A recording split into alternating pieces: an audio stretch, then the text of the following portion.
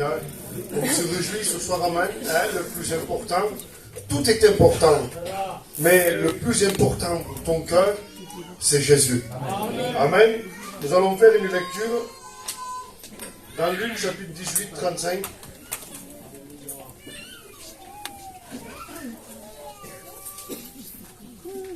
Comme Jésus approchait de Jéricho, un aveugle était assis au bord du chemin et il mendiait. Entendant la foule passer, il demanda ce que c'était. On lui dit, c'est Jésus de Nazareth qui passe. Il cria, Jésus, fils de David, aie pitié de moi.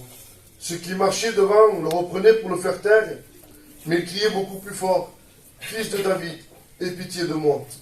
Jésus s'était arrêté, ordonna qu'on lui amène, et quand il se fut approché, il lui demanda, que veux-tu que je te fasse?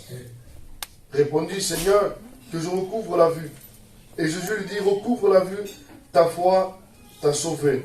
À l'instant, il recouvra la vue et suivit Jésus en glorifiant Dieu. Tout le peuple voyant cela, loua l'Éternel. Amen. Amen.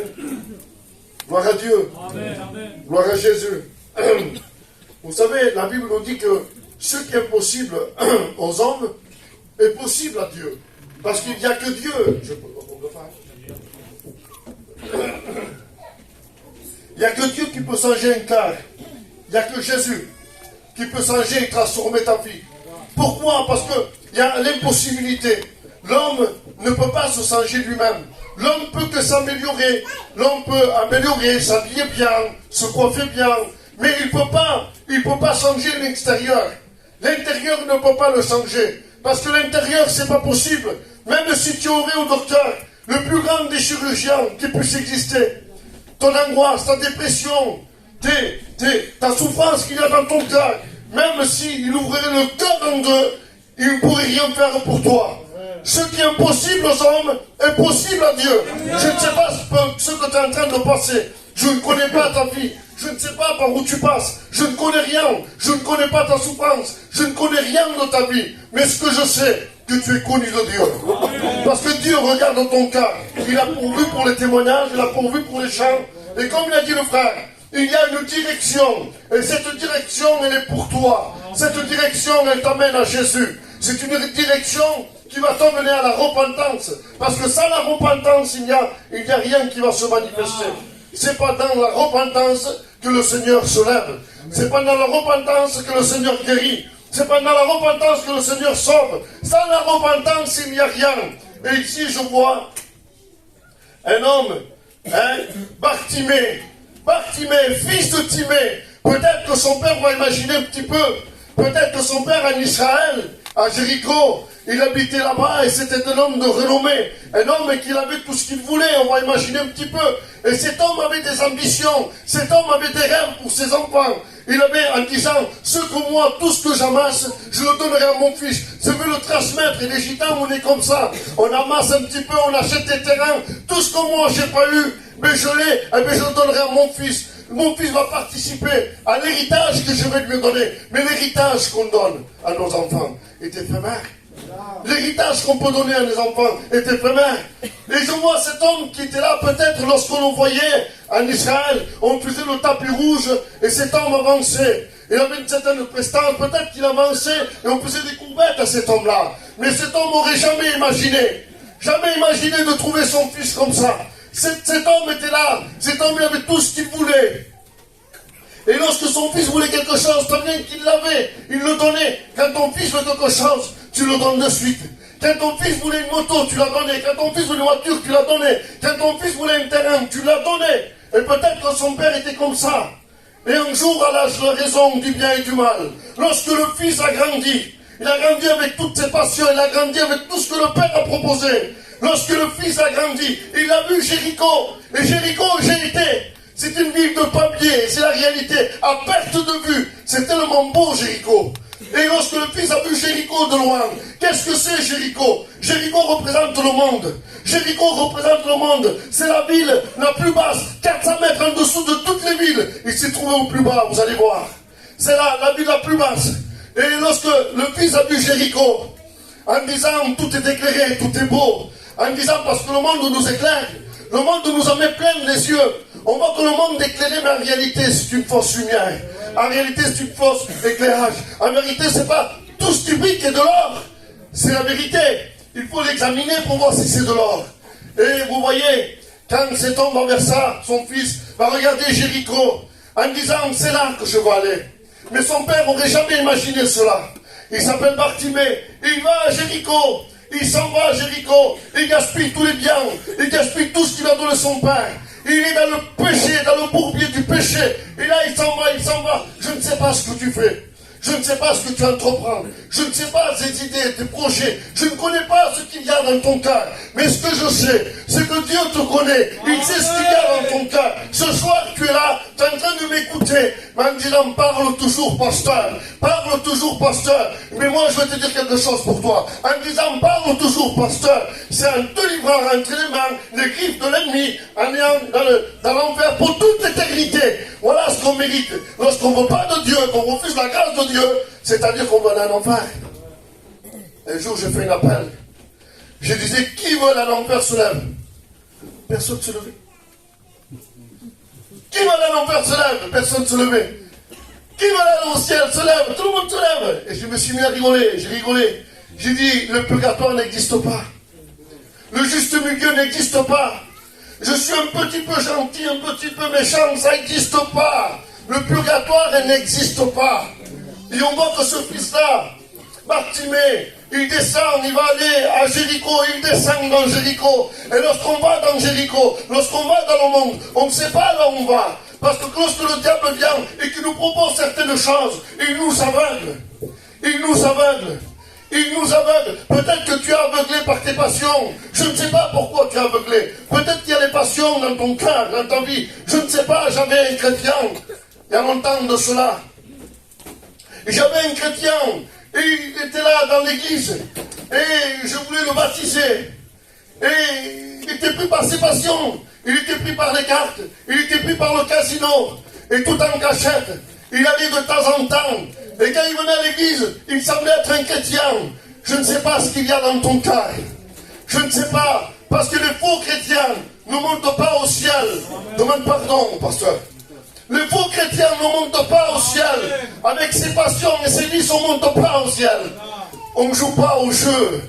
Pourquoi? Parce qu'à force de jouer avec le jeu, on va se brûler. À force de jouer avec le feu, tu vas te brûler. On ne joue pas avec Jésus. On ne joue pas avec ce que Dieu a mis dans ton cœur.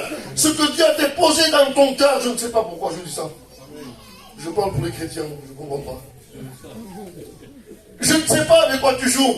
Mais ce que je sais, repens-toi. Repens-toi. Tu peux te cacher du pasteur. Tu peux te cacher de lui. Il est capable de t'appeler pour chanter un cantique. Parce que lui ne voit pas ce qu'il y a dans ton cœur. Tu peux te cacher des pasteurs, des frères, mais tu ne peux pas te cacher de Dieu. Parce que Dieu voit tout. Une feuille noire, un point noir sur une feuille noire, dans une chambre noire, Dieu le voit. Dieu voit tout. Je ne sais pas ce qu'il y a. Et peut-être, par ta façon d'être, tu empêches les autres de rentrer. Par ton témoignage, tu empêches les autres de rentrer dans l'église. Vous comprenez? J'arrête, je ferme là. Hein? Donc je reviens à Bartimée. Il était pris par ses passions, par ses vices. Il était pris par tout ce qu'il y avait dans le monde. Il était devenu aveugle. Et Bartimée était là. Son père n'aurait jamais imaginé que Bartimée refinit aveugle. Aveugle, il était aveuglé par les passions qui se levaient dans le monde. Il se jetait dans le monde. Et on se jette dans le monde. Mais on ne sait pas ce qui nous attend de l'autre côté. On ne sait pas ce qui attend de l'autre côté. L'autre côté, il t'attend la souffrance. L'autre côté, il t'attend la souffrance. Il y a des souffrances qui se lèvent dans ton cœur. Il y a des souffrances, il y a des passions qui se lèvent dans ton cœur. Vous avez entendu les témoignages. Vous avez entendu la souffrance de leur cœur. La souffrance qu'ils l'avaient. Comment des mamans peuvent laisser un enfant comme cela, aller toute seule à l'école, sans manger, sans boire, se servir elle-même, faire à manger elle-même. Comment une mère, comment il peut faire ça? Si elle est née aveugle, cette mère-là, je suis sûr, je ne vais pas en parler, c'est ma belle-mère. Elle était aveugle. Elle était aveugle. Parce qu'il ne voyait pas qu'il faisait souffrir sa fille. Il ne voyait pas et le diable la tourmentait chaque jour. Le diable faisait du mal. Jusqu'à temps qu'un jour, Jésus apparaît dans son cœur. Jusqu'à temps qu'un jour, des chrétiens, des jeunes chrétiens ont parlé de Jésus. Il a ouvert son cœur, il a donné son cœur à Dieu. Mais cet homme Bartimée, lui, il était aveuglé par son péché. Aveuglé, mais on peut être aveuglé aussi par les sentiments. Les sentiments. On me disait, moi, mon père, mais pas ça se pointe. À l'assemblée, ils veulent que ça. À l'assemblée, ils veulent que tu es sous, tu vas te mettre à règle. Tu as l'occasion, tu ne toucheras plus. Mais comment tu feras pour manger? Comment tu feras pour vivre? Mais Dieu, il nourrit les oiseaux du ciel. Ni le sème, ni récolte, il ne faut rien du tout. Et il pourvoit pour eux. Il pourvoira pour toi. Il va pourvoir pour toi. Ouvre ton cœur à la parole de Dieu. Ne dis pas, demain, comment je ferai? Et mon business, comment je vais faire? Mon business, je dois 20 000 euros, 30 000 euros, comment je vais faire pour payer? Dieu s'en chargera. Donne ton cœur à Dieu. Ne dis pas mon business, laisse ton business de côté. Laisse tout ce que tu as de côté. Tous tes projets, toutes tes passions, toutes tes vies, mets-les de côté. Laisse-le à la croix. Viens à la croix. Dépose-toi à la croix. Dépose-toi à la croix. Et tu verras, c'est pour toi. Il n'ouvrira pas le ciel. Amen. Le ciel va s'ouvrir pour toi. Amen. Le ciel s'ouvre pour toi ce soir. Mais c'est à toi d'ouvrir ton cœur. Il dit, si tu entends ma voix, n'endurcis pas ton cœur. On est dur de cœur. On est dur. Pourquoi la Bible dit comme ça? Il n'y a pas plus aveugle que celui qui ne veut pas voir. Plus sourd que celui qui ne va pas entendre. Tu as entendu les témoignages. Juste avec les témoignages, ça suffisait. Juste avec le témoignage, ça suffisait. On avait besoin de faire une appel, un cantique et te faire lever devant Dieu. Juste avec ça. Et juste le témoignage qu'il y a eu, ça ne suffit pas pour ton cœur. Comme il a dit le frère, ceci c'est la dynamite. Je le dis souvent quand je prêche. Et le frère il a dit, et c'est la réalité que c'est de la dynamite. On va le voir avec Bartimée. Bartimée, il était aveugle. Il était au bord du chemin. Aveugle par son péché. Aveugle parce que lorsqu'on va dans le monde, et lorsqu'on consomme, lorsqu'on boit, lorsqu'on fume, avec le respect que je vous dois, et qu'on va dans le monde, on ne sait pas, ça nous rend aveugles. Et on ne sait pas ce qu'on fait. On ne sait pas, mais on ne sait pas ce qui nous attend derrière. Et ça nous aveugle. Ça nous aveugle. Imaginez-vous une aveugle. Imaginez-vous si j'éteins cet endroit-là, j'éteins toutes les lumières. Et je vous mets un bandeau en plus sur les yeux. Et de là, je vous fais traverser jusqu'à là-bas. Imaginez-vous, je me mets 12 entraves au milieu. Je mets des chaises. Et je te dis, avance maintenant. Va jusqu'au fond là-bas. De quelle manière tu avancerais? Tu t'entonnerais, tu tomberais par terre. Tu ne saurais pas comment te relever. Peut-être que tu vas tout droit, mais tu vas à gauche, tu vas sur le côté. Tu ne sais pas où tu vas. Et quelqu'un qui est dans le péché, il ne sait pas où il va. Parce qu'il est aveugle spirituellement. Il est aveugle dans son cœur. Il est aveugle dans sa vie. Il ne sait pas où il va. Il ne sait pas où il campe. Quelqu'un, moi je parle de moi. Je peux parler de moi. J'étais un drogué. Je me livrais à moi-même. Je faisais n'importe quoi. Avec mon propre frère de sang, je me droguais. Où on va maintenant? Avec mon propre de sang, mon frère de sang, je me droguais. Je me droguais avec lui. Je buvais avec lui. On partait ensemble faire les 400 coups normalement. Le plus vieux va dire aux jeunes, faut pas faire ça. Va travailler, va à ton église, marie-toi, fonde un foyer. Mais moi je faisais tout le contraire. Mais qui me faisait faire ça? Si ce n'est pas l'ennemi de nos âmes, qui fait faire ça? Dieu est tout puissant. Amen. Dieu est capable de te délivrer instantanément. Amen. La parole même, elle suffit. La parole même, elle suffit. On n'a pas besoin parfois de se lever à l'imposition des mains. On n'a pas besoin pour être guéri. Parfois, la parole elle-même, elle est efficace. Elle tombe dans le cœur. Elle bouleverse. Elle guérit. Elle restaure. Elle relève et elle sort. La parole de Dieu, lorsque la croix est plantée dans un cœur, sa vie, elle est bouleversée. Mais qu'est-ce qu'il a, cet homme-là? On regarde encore. Il dit qu'il va être assis. Assis comment? Assis dans son péché. Assis par ses passions. Assis par son péché. Il n'en peut plus. Il est assis au bord du chemin en disant comment je vais faire pour m'en sortir. Je ne vois plus rien assis dans ces ténèbres. Impossible d'avancer. Pris par l'angoisse, pris par la dépression, pris par toutes les passions qui remontent en lui. Et là, il ne peut plus rien faire. Il va voir son tonton, il ne peut pas. Il va voir sa tata, il ne peut pas. Il va voir son père, il est limité. Il va voir sa mère, ils sont limités. On le met dans un centre exprès pour des éducations, exprès pour sa maladie. On ne peut rien faire pour lui. Même deux fois, on l'a mis dans un centre. On ne peut rien faire pour lui. Mais pourquoi? Parce que tu as besoin de Jésus. Tu as besoin de Jésus.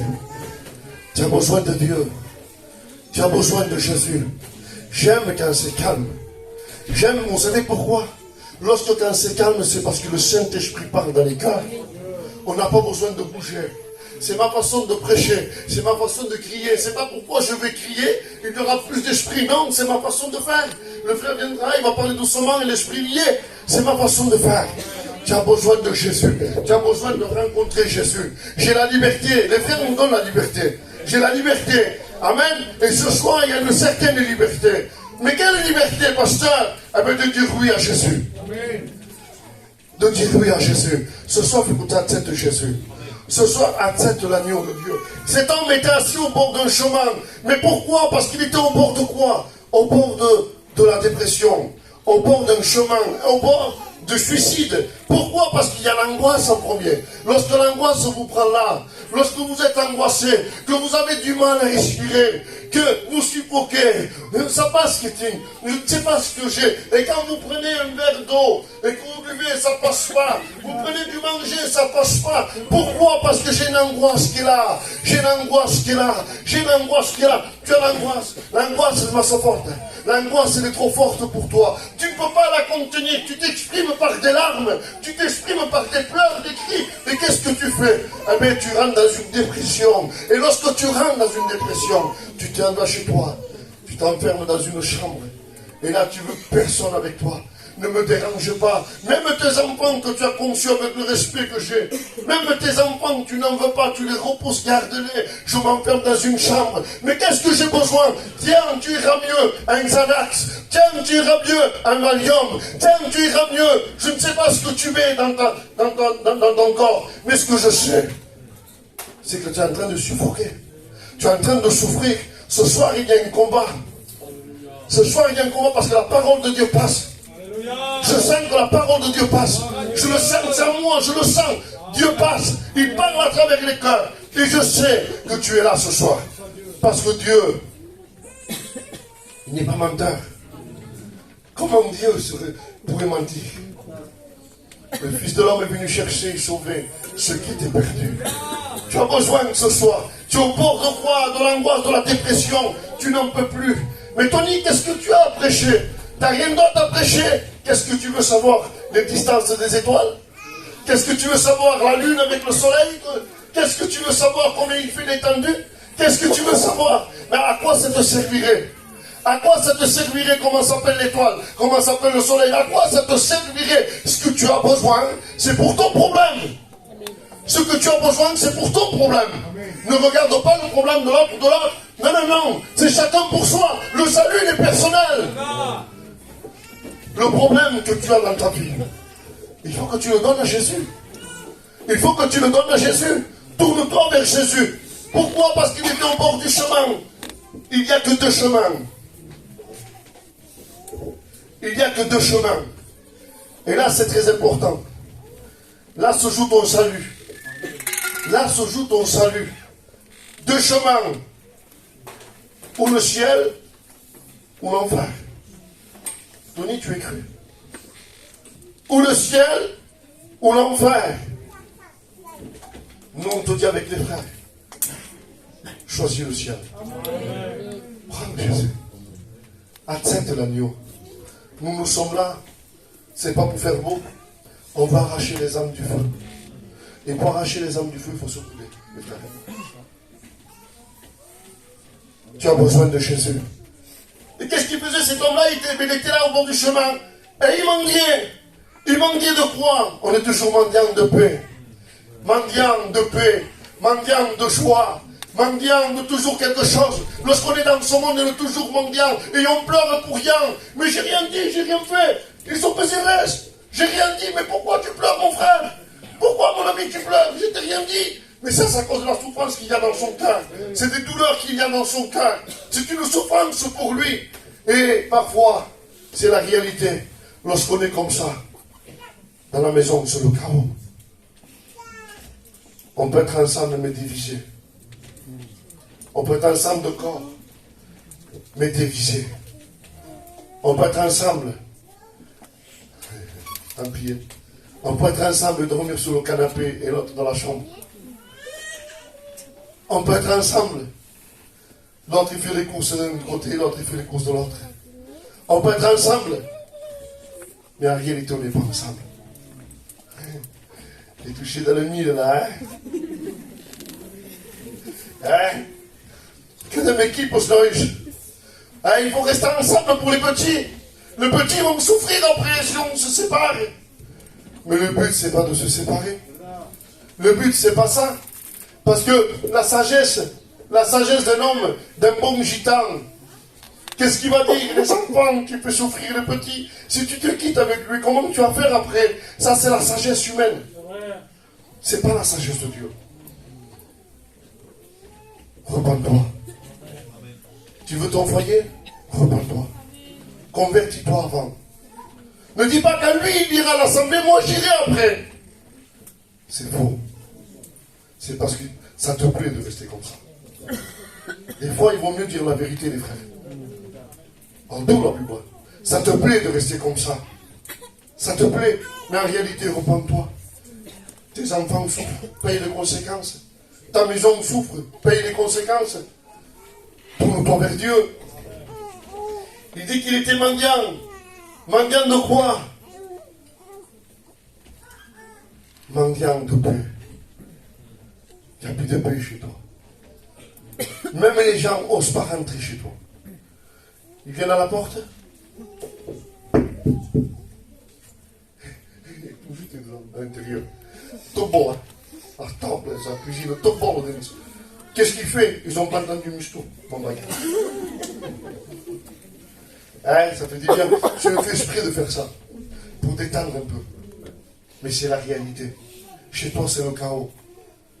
Chez toi, c'est le chaos. Le résultat d'une réunion, c'est pas le prêche, c'est pas le bien prêché. Le résultat d'une réunion, c'est quand un homme vient vers Jésus et qu'il demande pardon. C'est ça le résultat d'une réunion. Il était au bord du chemin, il mendiait. Il était mendiant. Et lorsqu'il mendiait, imaginez-vous, il mendiait. Et lorsqu'il mendiait, il disait une pièce, il mendiait. Et il entend du bruit, il entend une émission, il entend des cantiques. C'est Jésus de Nazareth qui passe. Et il entend, qui est cet homme? Mais qui est-ce? C'est Jésus. Celui qui sauve, celui qui guérit, celui qui relève, celui qui restaure. C'est Jésus. Celui qui a ressuscité les morts. C'est Jésus. C'est lui qui sort. Et il passe, là, il est en train de passer. Il dit qu'il va entendre un bruit. Il va dire, il va élever sa voix. Fils de David, aie pitié de moi. Mais il y avait des gens qui voulaient le faire taire. Des gens qui voulaient le faire taire. La foule qui voulait le faire taire. Il y a des choses en toi qui veulent te faire taire. Des choses qui se lèvent. Au moment où tu veux crier à Dieu, il y a les passions qui se lèvent. Il y a la souffrance qui est là qui se lève. En disant, comment tu feras? Tais-toi. Ne parle pas. Mais au nom de Jésus, nous voulons chasser, lier, au nom de Jésus, toute mauvaise pensée qui veut se mettre contre la parole de Dieu. Au nom de Jésus. Mais fils de David, à 2 reprises, aie pitié de moi. Il dit qu'il s'arrête. Que veux-tu que je fasse? Comment Jésus l'a pas dit? Il est aveugle.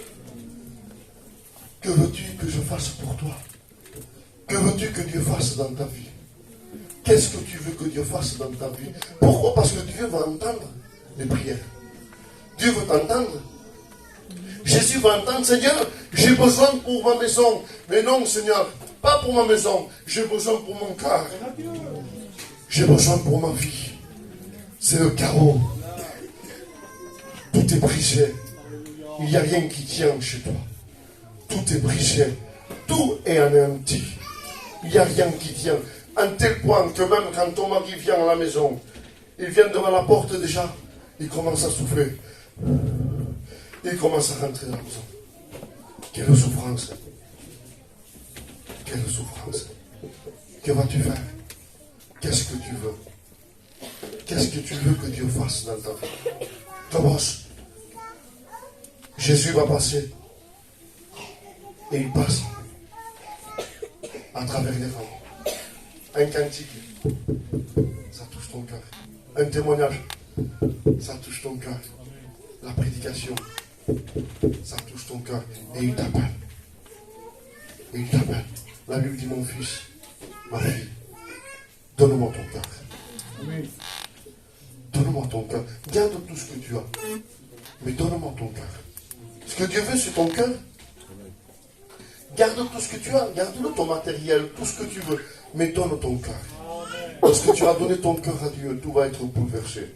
Tout va être changé. Tu vas apprécier, comme disait ma compagne, le soleil, quand il se lève, tu l'apprécies. Tellement que tu es dans une dépression, que tu t'enfermes dans le noir. Tu ne sors jamais. Tu ne sors jamais.